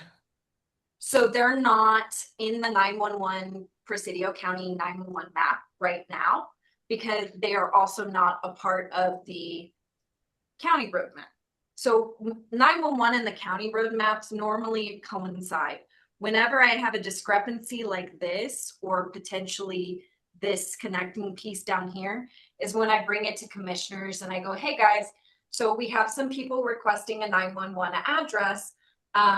It's not part of your current county road map, but if you would like me to add it to the 911, based on my findings from this 1930s map, this is what the name would be, and this is the location, and would the commissioners like to proceed with this, or how would they like to meet for me to handle this 911 request?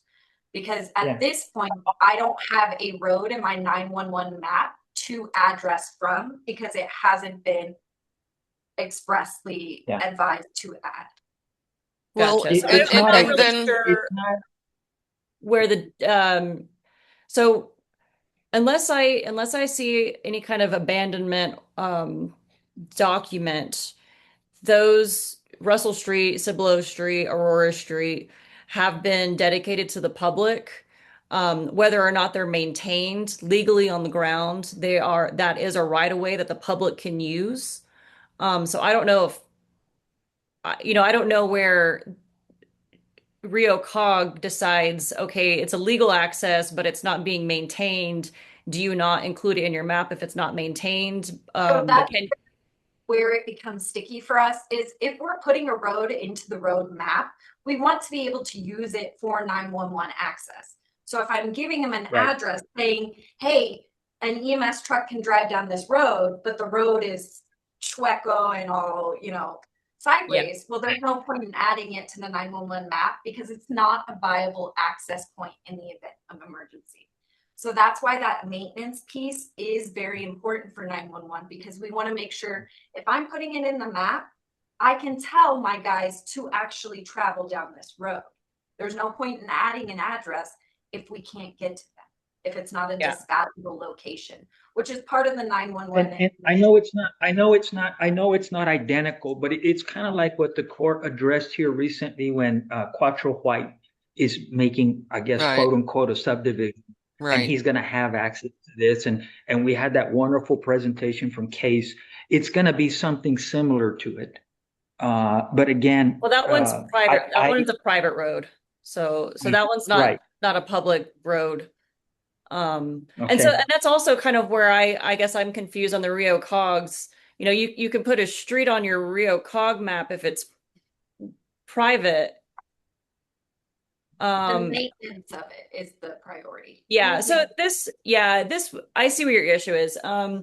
This would really be an issue for Commissioners Court and the Road and Bridge Department together to determine whether they want to pull the resources to maintain these roads. There is legal access for the public to go over those right of ways if they want. I could go up and down those roads on my 4x4 vehicle if I want. That's legally totally fine.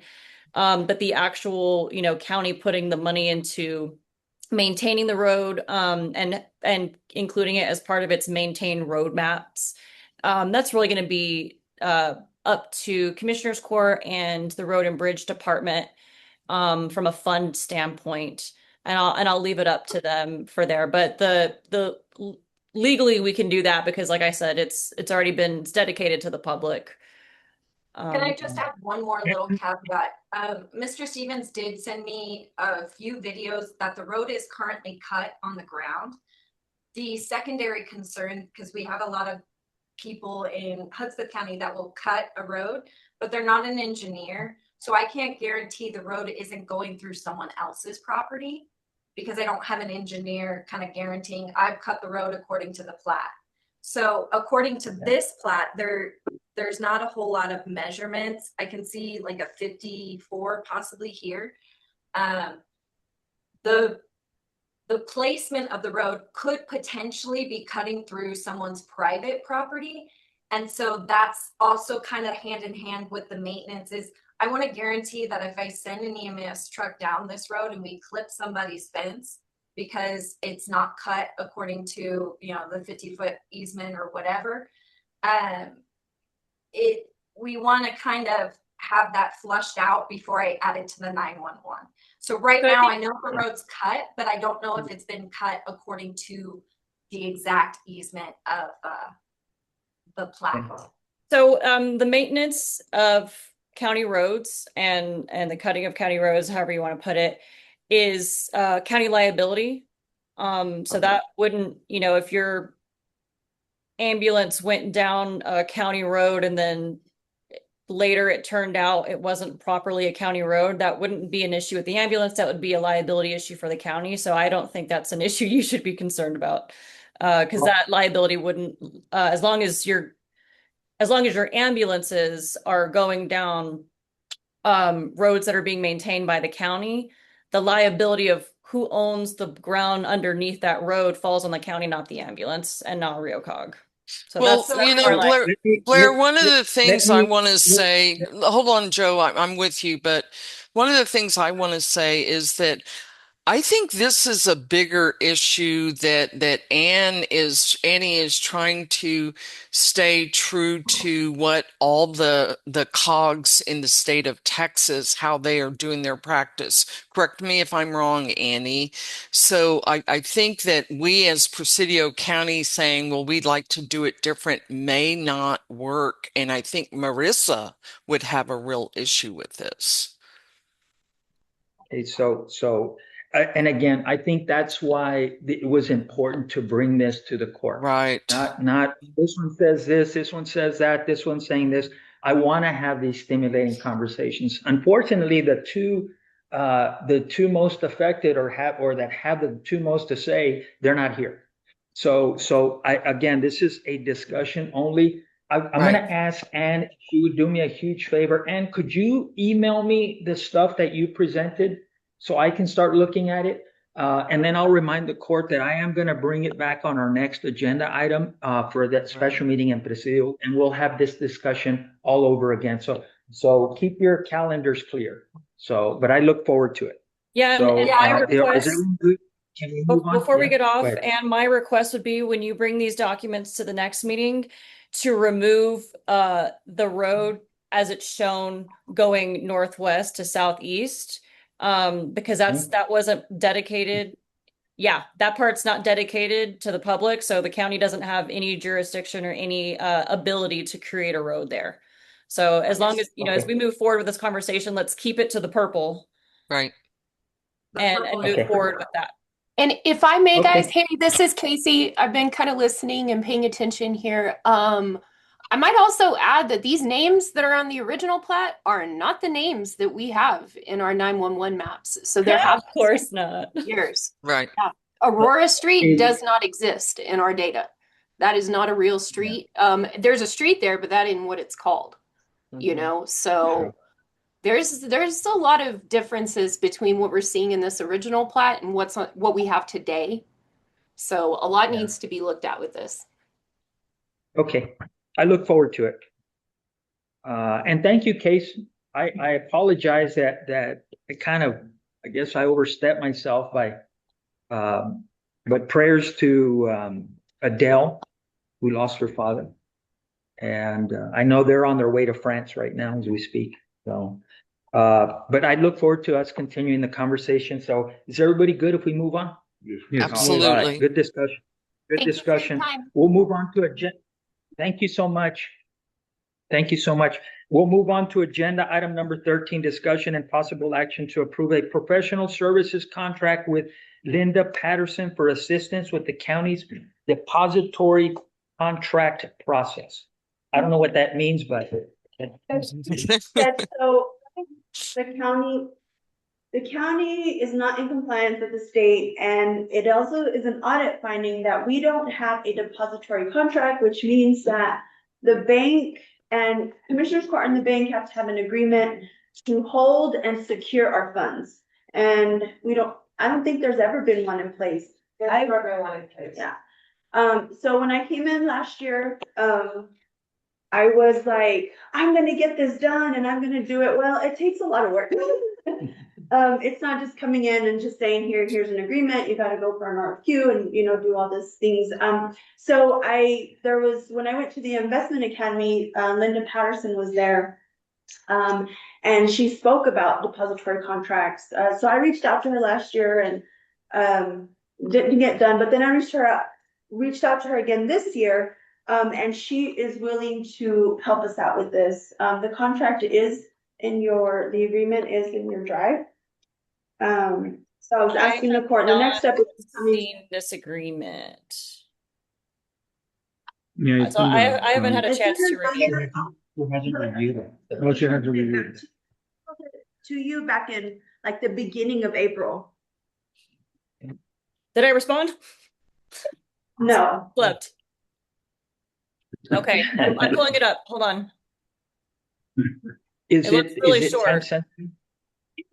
It's not time sensitive, but it's just something that does need to get done. Because first of all, it's lengthy, it takes a while. And also, like I said, we're not in compliance with the state, and it is also an audit finding. Yes, sir. So if we could get it fixed before our next audit session, it would be amazing. Yeah. And of course, RFQs and all that just takes a while. It's not something that we're just gonna sign an agreement and go, because It does require an actual RFP. Okay, This is a very short agreement. Give me 1 minute to look at it. okay, continue. No, I mean, this is pretty much it. She would help with the process from the beginning to the end. I believe her contract does say that she charges $300 an hour. I've spoken to her, we've kind of emailed back and forth, and she was on, I was hoping she would stay on, just in case you had any questions. Oh, there she is. Hi. I am still on. I've been listening with interest to the court this morning. I think I don't know. just as a cursory, as I'm reviewing this comment, confidentiality, since this is not an attorney, we're not really, and we're a public entity, we're not really in a position to say that we'll treat all of the information confidential with them. So just a comment off the fly as I'm reviewing this. We can't really, we're required to keep these documents and these things public information. So that's just a comment for the confidentiality issue. And certainly that agreement is, I have made it as simple as possible. One of the reasons just for information, and we can modify anything or any way that you want it. The confidentiality is because I am an SEC registered investment advisor. And if it had to do with the actual assets of an entity, then the SEC wants that kept as public, as private information, or what you would allow to be released. Yeah. I guess the comment I mean is that the confidentiality applies to you, but it can't apply to the county. Do you know what I mean? Exactly. Okay. Just again, for your information, I was on your side of the desk for many, many years as the treasurer of Fort Worth and as your deputy state treasurer. So familiar with the kinds of things that you have to work with and the Public Information Act for sure. Yeah, and I think right now it would be a privilege for Ms. Patterson to work with us. She was, like I said, she was a speaker at the investment. We really need to get this done. Like Alisa said, I think the sooner the better. And it is a lengthy process. It does take a little bit. But I'm hoping to learn as much as I can from her. Because this will have, you have to renew every 2 to 4 years. And I'm hoping that I can learn as much that I can do it on my own. I know you mentioned $300 an hour. Do you have a ballpark of the number of hours that you're gonna have to? I'm gonna say is that I think Ms. Patterson and I kind of spoke, and we would say between maybe 15 to 18 hours. Would you say that is correct? And I think it's probably closer to 10 to 15. The reason would be if there was some major problem or something very unusual came up in the process, but that's not likely. I would say probably, and the county, of course, can cap it if they want. So on the fee schedule, there's a sentence that I'm legally required to put into these contracts that states the amounts to be paid will come out of current budget, kind of, it comes straight out of a statute. It's just a formulary boilerplate thing I have to put into there. So I will have that change. And And financial have a specific budget for that sort of professional service. Yeah. Okay. We have it, you say? We have a specific, the auditor and the commissioners have a budget for financial and professional services in case we need to hire Do somebody. you have, well, and I'm gonna err on the side of safety. Let's say it's 20 hours. Do you have the money? Yes, we have it, Yeah. professional services. Yeah. I think I did the numbers at 20, we're looking at $6,000. So, And this is very important for the community. yeah, I agree. I think this is, especially if it was not a finding, I think this is important that we get into this. So I have some small changes. Like I said, one of them is legally required. It's a tiny little boilerplate sentence that I have to add regarding where the funds for the payment have to come out of, because we're a government entity. But if you want, you can go ahead and approve this with changes to be made Based by on the your- county attorney. okay. Okay. And yeah. Good luck. It sounds like you found the right subject matter expert. Oh, yeah. Yeah, It's not confusing, it's difficult, it's. well, and I have no doubt, it doesn't look like Linda's trying to get rich or anything. She's probably doing this out of a favor to us, so I'm good with it, and I wish you the best of luck. Okay, thank you. So I'll entertain a motion. You heard our attorney ask for a little leeway to slightly modify the contract as it stands. I'm gonna move that we approve professional services contract with Linda Patterson for assistance with the county depository contract process with the changes by the county attorney. Okay, I have a motion. I have it. And I have a second by Commissioner Squintrias. All in favor? Aye. All right. Thank you so much. Commissioners, Judge, thank you, Ms. Patterson, for being on. I will send you an email Thank you. later this afternoon. Okay, I look forward to working with all of you. And Linda, I Thank you. apologize Thank you. that I didn't have these, I didn't have your contract reviewed before our commissioners court, so that's on me. Not a problem at all. Thank you. In her defense, she just had a baby. And a very cute one, I might say, from the Thank pictures. you. Right? Thank you. I'm biased, but I think she's the cutest. Okay. So we'll move on to agenda. Discussion of Presidio County Park.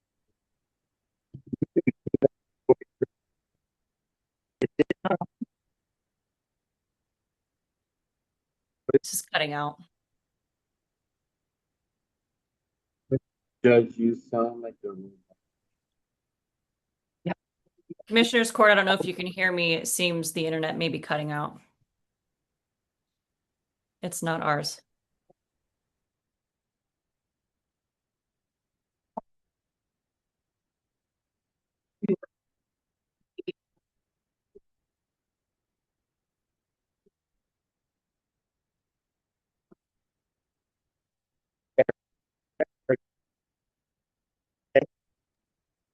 I don't know if you can hear me, but at the moment we can't hear you.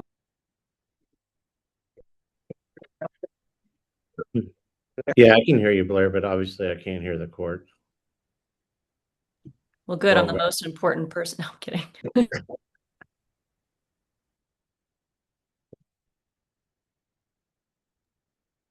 I think it went completely silent now. Did you just?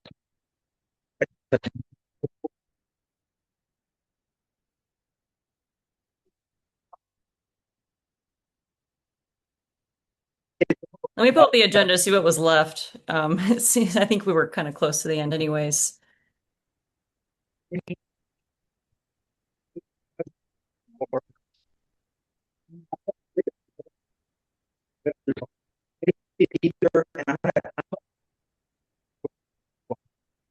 Um,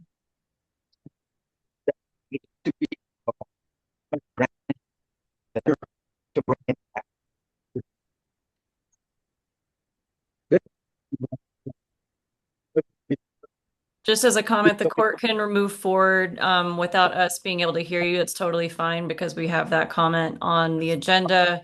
The only thing is, it's only reports left, so it's not that big of a deal. The only thing is that Deidre Heisler, Commissioner Heisler, won't be able to vote on the last one as long as we can't hear you. Just as a comment.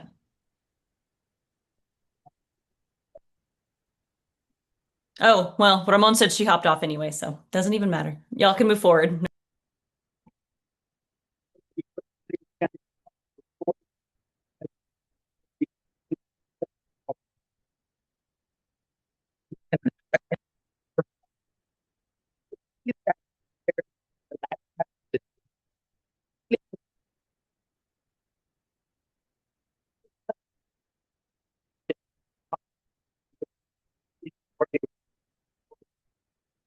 That is